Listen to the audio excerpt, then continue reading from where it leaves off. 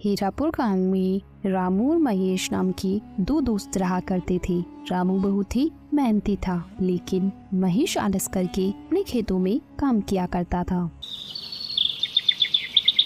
अरे वाह रामू, मैंने सुना है इस साल तुम्हारी बहुत ही अच्छी फसल हुई है। हाँ काका, इस बार मेरी बहुत अच्छी फसल हुई है। फसल बेचने पर मुझे बहुत अच्छा मुनाफा होगा। बेटा, तुम्हारे खेत में कुल कितनी बोरी फसल हुई है? काका, 5 एकड़ जमीन पर कुल 150 बोरी हुई है। ठीक है काका, चलो अब मैं चलता हूँ, मुझे आज अनाज को बेचने के लिए जाना है। ऐसा कहकर रामू वहाँ से चला जाता है।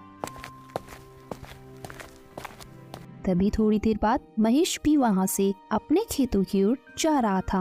अरे महेश बेटा, कहाँ जा रहे हो? काका, खेत में फसल की बोरियां आज सुबह जल्दी जाकर मैंने भर दी थी, अब उन्हीं को लेने जा रहा हूँ। महेश बेटा, तुम्हारे पास भी 5 एकड़ जमीन है ना? तो तुम्हारे खेत में इस बार कितनी फसल की बोरियां हुई है? हाँ काका, मेरे पास 5 एकड़ जमीन है और मेरी जमीन पर इस बार 1 एकड़ में 20 बोरियां हुई हैं, तो 5 एकड़ की 100 बोरियां हुई है। क्यों महेश बेटा, तुम्हारे खेत में 100 बोरी की फसल ही क्यों हुई है?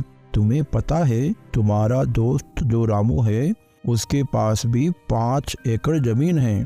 उसकी जमीन पर 150 बोरियों का अनाज हुआ है, जबकि जहां तुम दोनों के खेत है उधर के इलाके की जमीन तो एक जैसी ही है। क्या कहा? मेरे दोस्त रामू के खेत में इस बार 150 बोरियां की फसल हुई है, लेकिन उसने तो मुझे बताया ही नहीं। ठीक है काका, चलो मैं चलता हूँ। फिर शाम को महेश अपनी फसल बेचकर अपने घर लौट जाता है। घर पहुंचकर महेश फसल के बारे में सारी बात अपनी पत्नी को बताता है। मुझे पता है आपको 50 बोरियों का नुकसान क्यों हुआ है, क्योंकि आप अपने दोस्त रामू की तरह मेहनत नहीं करते, इसलिए आपको 50 बोरियों का नुकसान हुआ है। क्योंकि आपका जब मन होता है आप जब भी खेत जाते हो, और अगर ऐसा ही रहा तो कैसे चलेगा? अरे तू भाग्यवान, इसमें मेरी भी क्या गलती है? मुझसे जितना होता है मैं वो सब कर लेता हूँ। अब मुझे तुम ही बताओ, मैं इसके अलावा क्या करूँ? आज आप अपनी जमीन को बेच दो और रामू के पास वाली जमीन को खरीद लो। अगर रामू की जमीन 5 एकड़ है तो आप भी पूरी 5 एकड़ जमीन को खरीद लो और रामू से कहो कि अब अपन दोनों पूरे 10 एकड़ जमीन पर साथ मिलकर काम करेंगे और जो भी मुनाफा होगा दोनों बराबर बांट लेंगे। हाँ, तुम ये बात बिल्कुल सही कह रही हो। मैं कल ही रामू के पास जाकर इस बारे में बात करूंगा, और मुझे जहाँ तक पता है रामू मेरी इस बात को टालेगा नहीं। फिर अगले दिन सुबह होने पर महेश अपने दोस्त रामू के यहाँ जाता है।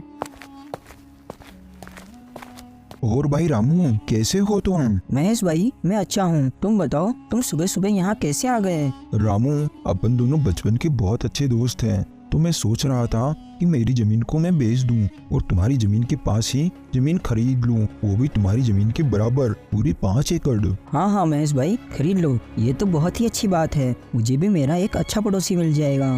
लेकिन रामू, अगर तुम्हें एतराज ना हो तो अपन दोनों मिलकर तुम्हारी और मेरी जमीन पर खेती करें, क्योंकि दोनों अलग अलग मेहनत करने से अच्छा है दोनों एक जगह ही मेहनत करें, इससे अपन दोनों को अच्छा मुनाफा भी होगा।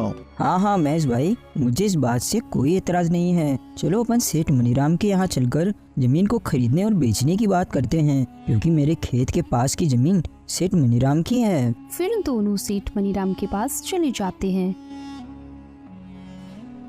सेठ जी, रामू के पास वाली जो जमीन आपकी है, मुझे उस जमीन को खरीदना है। तो खरीद लो, हमने कब मना किया है, लेकिन जमीन खरीदने के लिए पैसे लेकर आए हो? दरअसल सेठ जी, बात ऐसी है कि मैं अपनी 5 एकड़ जमीन बेचना चाहता हूँ और रामू के पास वाली 5 एकड़ जमीन खरीदना चाहता हूँ। तो खरीद लो, मुझे कोई दिक्कत नहीं है, लेकिन मेरी जमीन के बदले मुझे तुम्हारी जमीन और 5,000 रुपए चाहिए। लेकिन सेठ जी, मेरी जमीन भी तो 5 एकड़ की है और आपकी जमीन भी तो 5 एकड़ की है, तो फिर आप मुझसे 5,000 रुपए और क्यों मांग रहे हो? देखो भाई महेश, जमीन की समय के हिसाब से कीमत होती है, अगर तुम्हें लेनी है तो 5,000 रुपए दे दो, वरना कोई बात नहीं। ठीक है सेठ जी, चलो आप 5,000 रुपए और ले लेना, लेकिन आपकी वो जमीन मुझे दे दो। फिर महेश सेठ मनीराम से उसकी जमीन खरीद लेता है।